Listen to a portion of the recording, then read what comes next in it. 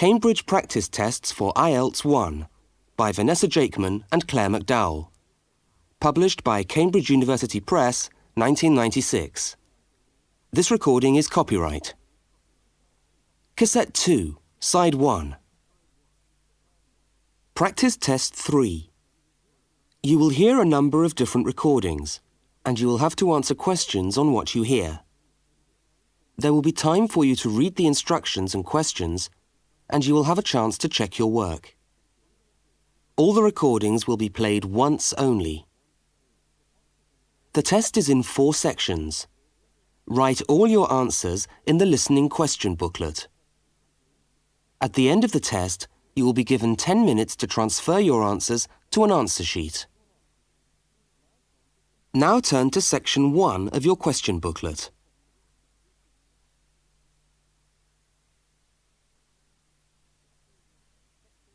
Section 1. You will hear a student inquiring about parking facilities. First, look at questions 1 to 4. For each of the questions, 4 alternatives are given. Decide which of the alternatives, A, B, C or D, best fits what you hear on the tape and circle the appropriate letter.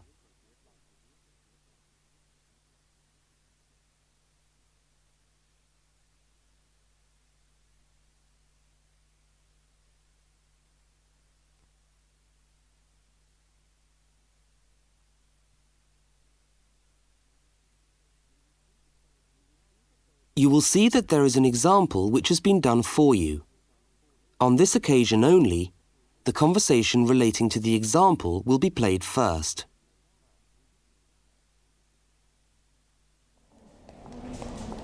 How do you come to the university each day?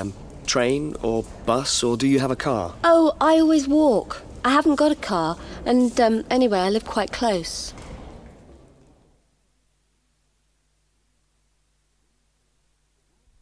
The woman says she always walks, so C has been circled. Now we shall begin. You should answer the questions as you listen, because you will not hear the recording a second time. Now listen carefully to the first conversation and answer questions 1 to 4. How do you come to the university each day? Train or bus, or do you have a car? Oh, I always walk. I haven't got a car, and anyway, I live quite close. Do you know anything about parking rights on the campus? I was wondering whether students are allowed to park their cars on campus or not. Yes. I think it's possible for postgraduate students, but not for undergraduate students. That doesn't seem very fair. No, I suppose not. But there simply isn't enough room on the campus for everyone to park. Do you need a parking permit? Yeah, I believe you do. Where do I get that from? I think you can get a parking sticker from the administration office. Where's that? It's in the building called Block G, right next to Block E. Block G? Yeah. Oh, right. And what happens to you if you don't buy a sticker? Do they clamp your wheels or give you a fine? No, I think they tow your car away. Oh, really? Yeah. And then they fine you as well, because you have to pay to get the car back. I'd better get the sticker then. Yeah. Where exactly is the administration office again? I'm new to this university and I'm still trying to find my way around. Right. You go along Library Road, past the tennis courts on your left and the swimming pool on your right. Yeah. And the administration office is opposite the car park on the left. You can't miss it. So it's up Library Road, past the swimming pool, opposite the car park. Right, I'll go straight over there. Bye, and thanks for the help.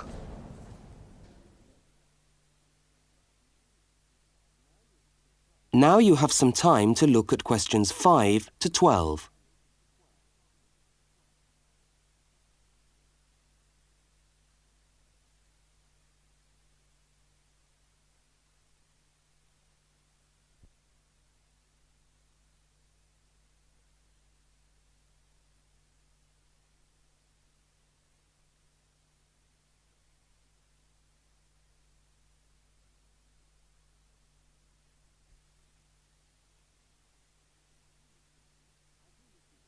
As you listen to the next conversation, complete the application form in the spaces numbered 5 to 10 and answer the questions numbered 11 to 12.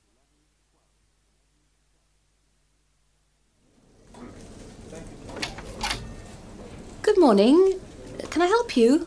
Yes, I was told to come over here to get a parking sticker. Is this the right place? Yes, it is. Are you a postgraduate student? Yes, I am. Okay. Well, I'll just need to take some details. Your name? Richard Lee. That's spelt L-E-E. Richard Lee.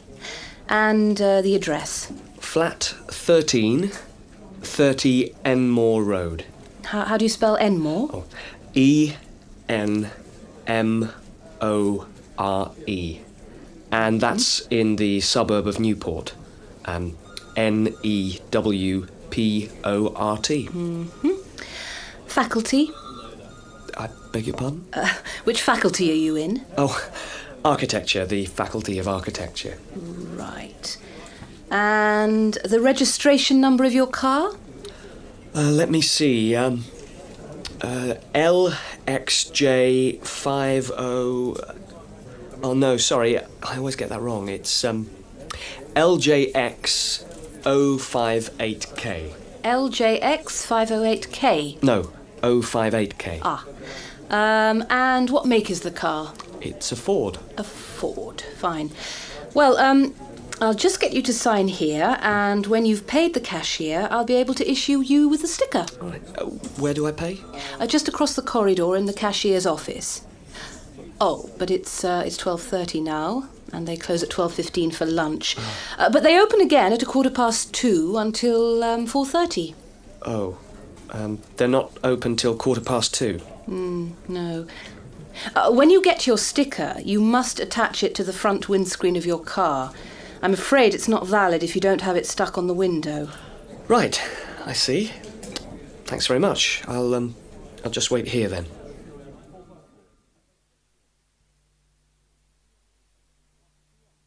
That is the end of section 1. You now have half a minute to check your answers.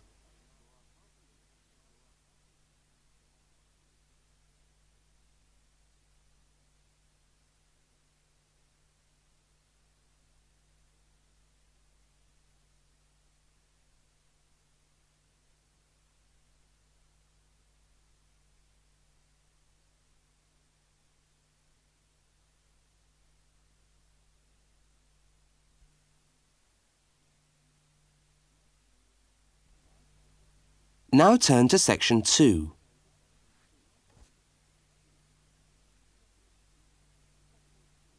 Section 2. You will hear a talk given by a guide showing a group of people round a museum. First, you have some time to look at questions 13 to 18.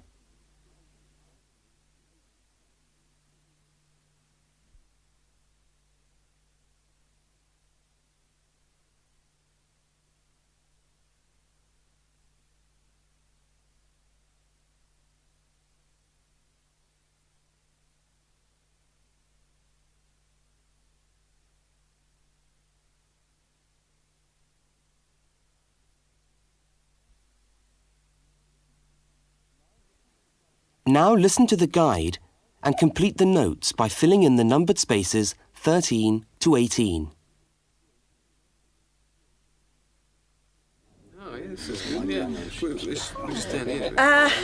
Good morning, everyone, and welcome to the Maritime Museum. Now, before we commence our tour, I'd just like to tell you a little bit about the history of the museum. As you can see, it's a very modern building, built in the postmodern style, and it was in fact opened by the Prime Minister of Australia in November 1991. It's been designed with a nautical flavour in mind, to remind us of our links with the sea. But the museum isn't only housed in this building. There are a number of historic ships docked outside in the harbour which form part of the museum and which you are also free to visit. And we'll be coming to them shortly. I'd just like to point out one or two things of general interest while we're here. Handicapped toilets are located on this floor, and the door shows a wheelchair. The cloakroom, where you can hang your coat or leave your bags, is just behind us here. The education centre is on the top floor, and there's a good little library in there which you might like to use. Follow the signs to the education centre. You'll see a lot of little green arrows on the wall. The green arrows will take you there. The information desk, marked with the small letter I on your plan, is located right here in the foyer. So if you get separated from your friends, I suggest you make your way back to the information desk, because we'll be returning to this spot at the end of the tour. All right? Now, if you look out this window, you should be able to see where the museum's ships are docked. If you want to go on a tour of the old ship, the Vampire, she's docked over there, and you should meet outside on the quay. However, a word of warning. I don't recommend it for the grandmas and grandpas, because there are lots of stairs to climb. Right now, let's move on. Oh, I almost forgot to give you the times for that tour. Now, tours of the Vampire run on the hour, every hour, all right? Now look at questions 19 to 23.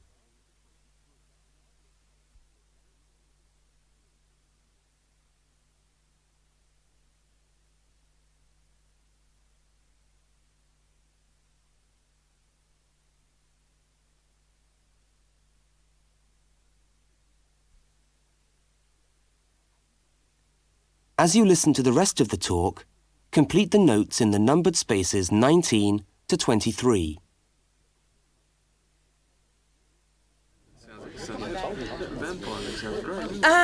Let's take a walk around the museum now. The first room we're coming to is the theatre.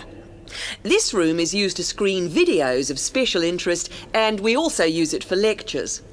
There's a continuous video showing today about the voyages of Captain Cook, so come back here later on if you want to learn more about Captain Cook. Now, we're moving along the gallery known as the Leisure Gallery. This is one of our permanent exhibitions, and here we try to give you an idea of the many different ways in which Australians have enjoyed their time by the sea. Surfing, swimming, life-saving clubs, that's all very much a part of Australian culture. At the end of this section, we'll come to the picture gallery, where we've got a marvellous collection of paintings, all by Australian artists. I think you can buy reproductions of some of these paintings in the museum shop. They're well worth a good look. Now, we're coming to the Members' Lounge. Now, as a member of the museum, you would be entitled to use the Members' Lounge for refreshments. Membership costs $50 a year or $70 for all the family. So it's quite good value, because entry to the museum is then free. And down at the far end of this floor, you'll find the section which we've called Passengers and the Sea. In this part of the museum, we've gathered together a wonderful collection of souvenirs from the old days when people travelled by ship. You'll find all sorts of things there. Old suitcases, ship's crockery, first-class cabins decorated in the fashion of the day.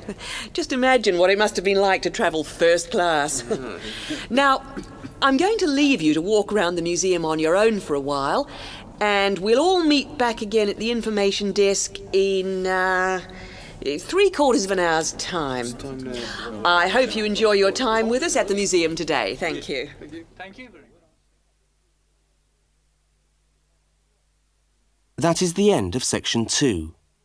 You now have half a minute to check your answers.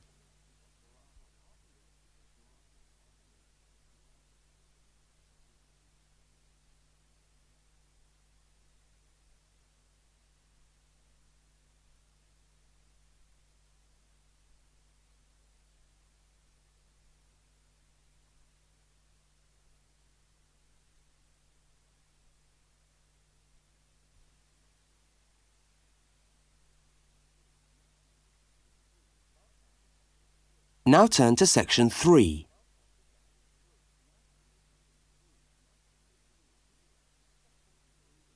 Section 3. In this section, you will hear a university student, Mark, talking to a tutor and another student about a topic he has studied.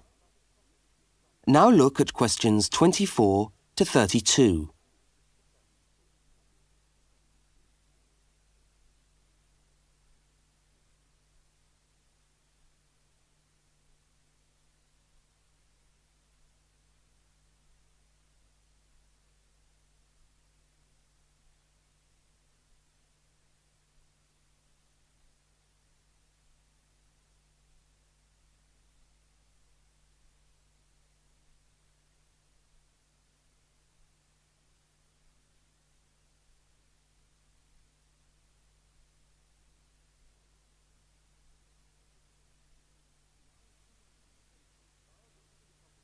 Now listen to the conversation and answer questions 24 to 32.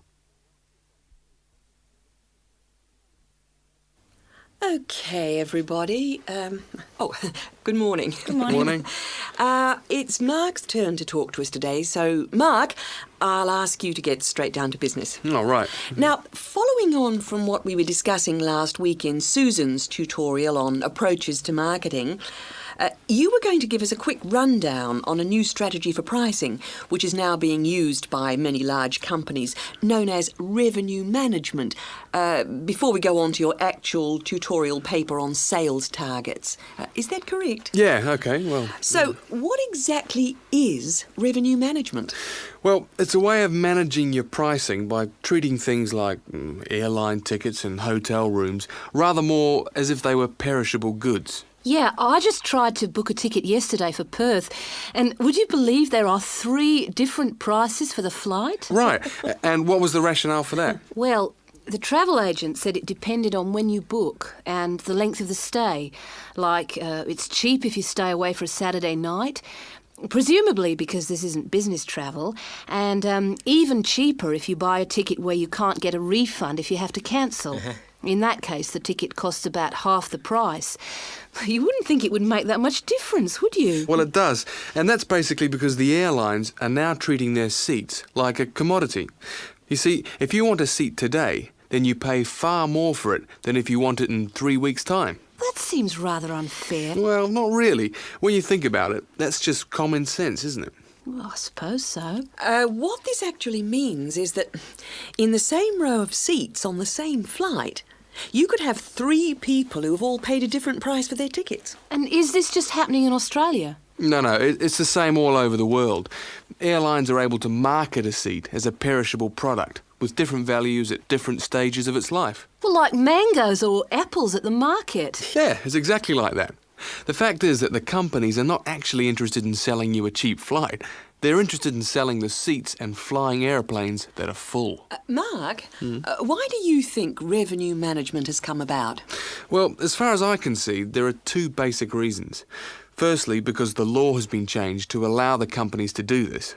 You see, in the past, they didn't have the right to keep changing the prices of the tickets. And secondly, we now have very powerful computer programs to do the calculations, and so the prices can be changed at a moment's notice. So you mean 10 minutes could be critical when you're buying a plane ticket? Absolutely. That's right. Yep. And I understand we've almost reached the stage where these computer programs that the airlines are using will eventually be available to consumers to find the best deals for their travel plans from their home computer. Heavens, what a thought. So the travel agent could easily become a thing of the past if you could book your airline tickets from home. Are there any other industries using this system, or is it restricted to the airline business? No, many of the big hotel groups are doing it now. That's why the price of a bed in a hotel can also vary so much, depending on when and where you book it. It's all a bit of a gamble, really. Yeah, and hire car companies are also using revenue management to set their tariffs, because they're also dealing with a commodity, if you like. So the cost of hiring a car will depend on demand. Well, thank you, Mark, for that overview. That No was trouble. well researched. Now, let's get on with your main topic for today, which... That is the end of section 3. You now have half a minute to check your answers.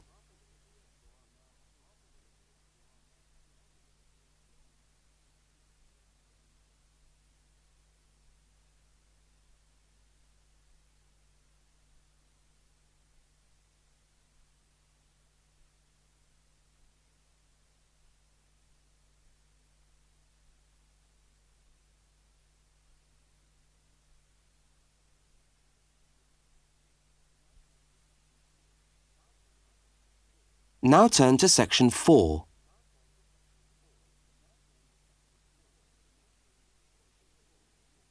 Section 4.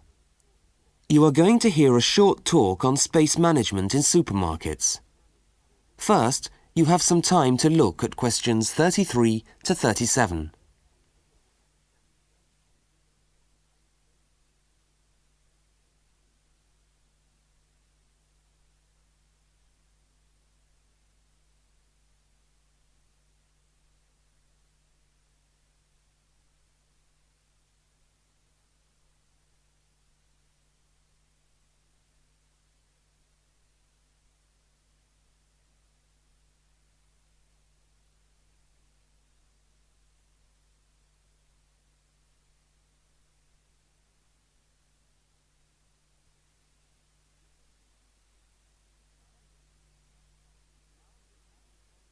Now listen to the first part of the talk and complete the table by filling in the numbered spaces 33 to 37.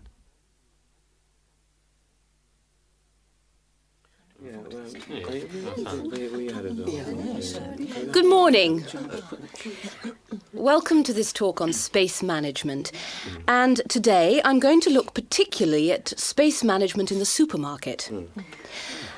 Now, since the time supermarkets began, marketing consultants like us have been gathering information about customers' shopping habits.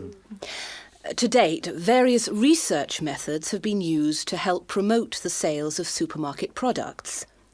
There is, for example, the simple and direct questionnaire, which provides information from customers about their views on displays and products, and then helps retailers make decisions about what to put where. Another method to help managers understand just how shoppers go around their stores are the hidden television cameras that film us as we shop and monitor our physical movement around the supermarket aisles. Where do we start? What do we buy last? What attracts us, etc. More sophisticated techniques now include video surveillance and such devices as the eye movement recorder. This is a device which shoppers volunteer to wear taped into a headband and which traces their eye movements as they walk around the shop, recording the most eye-catching areas of shelves and aisles. But with today's technology, space management is now a highly sophisticated method of manipulating the way we shop to ensure maximum profit. Supermarkets are able to invest millions of pounds in powerful computers which tell them what sells best and where. Now, an example of this is Spaceman, which is a computer program that helps the retailer to decide which particular product sells best in which part of the store. Now, Spaceman works by receiving information from the electronic checkouts, where customers pay, on how well a product is selling in a particular position. Spaceman then suggests the most profitable combination of an article and its position in the store. Now you have some time to look at questions 38 to 42.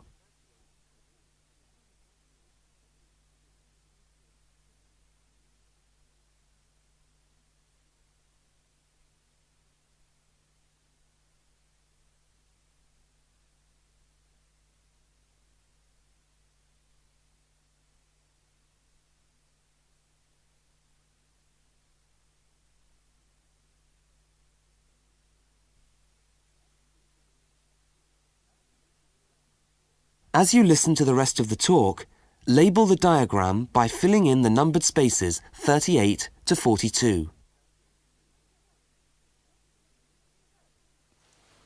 So, let's have a look at what we know about supermarkets and the way people behave when they walk down the aisles and take the articles they think they need from the shelves.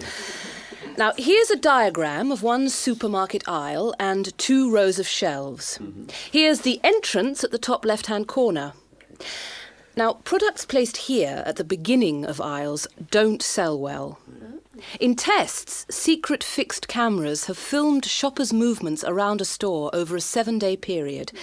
When the film is speeded up, it clearly shows that we walk straight past these areas on our way to the centre of an aisle. Items placed here just don't attract people. When we finally stop at the centre of an aisle, we pause and take stock, casting our eyes along the length of it. Now, products displayed here sell well and do even better if they're placed at eye level so that the customer's eyes hit upon them instantly. Products here are snapped up, and manufacturers pay a lot for these shelf areas, which are known in the trade as hotspots. Naturally, everyone wants their products to be in a hotspot. But the prime positions in the store are the ends of the aisles, otherwise known as gondola ends. Now, these stand out and grab our attention. For this reason, many new products are launched in these positions, and manufacturers are charged widely varying prices for this privileged spot. Also, the end of an aisle may be used for promoting special offers, which are frequently found waiting for us as we turn the corner of an aisle. Well, now, eventually, of course, we have to pay. Any spot where a supermarket can be sure we are going to stand still and concentrate for more than a few seconds is good for sales. That's why the shelves at the checkout have long been a favourite for manufacturers of chocolates. Perhaps the most surefire impulse food of all. I agree. I think it's very... Yes, I would... That is the end of section 4. You now have half a minute to check your answers.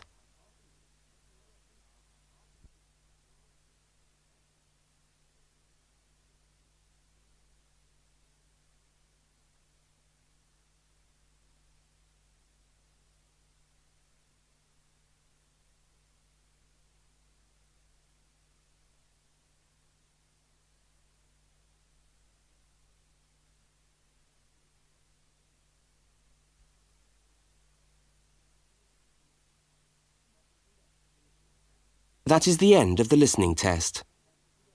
You now have 10 minutes to transfer your answers to the listening answer sheet.